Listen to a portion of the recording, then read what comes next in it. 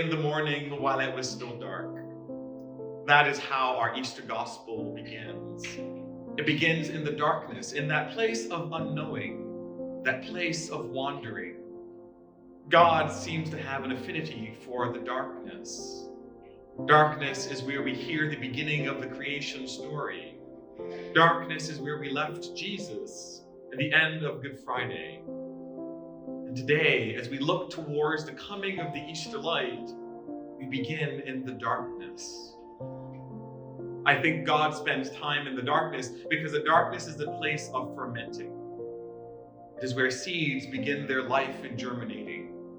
It is where we take our rest from the cares and worries of the world. And in a season where it feels as though there is an encroaching darkness in our world and in our communities, God does God's best work in the darkness.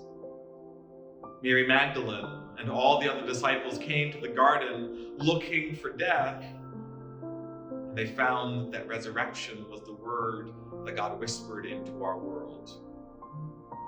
As we look around our world, as we look around our communities, our neighborhoods, our towns, and our cities, we are in need of resurrection. We are in need of that darkness so that we can ferment with God how we are going to walk resurrected lives.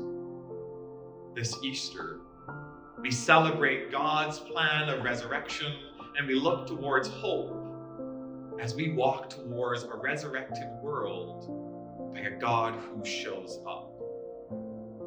So as we celebrate Easter, as we celebrate all that comes, the flowers, the hallelujahs, the Easter eggs, and everything else, we remember that we begin in the darkness of the unknown and we walk towards the light of Easter and God's love being made real in Jesus the Christ.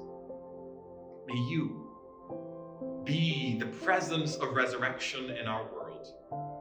May you be the resurrected Christ for those who continue in their own gloom, that you may bring the light of love in all that you may do, that we may be an Easter people in an often Good Friday world. May God bless you on this Easter. May you go forth to be light and love for those in need, and may you live a resurrected life. Happy and blessed Easter. Alleluia, Christ is risen. The Lord is risen indeed. Alleluia.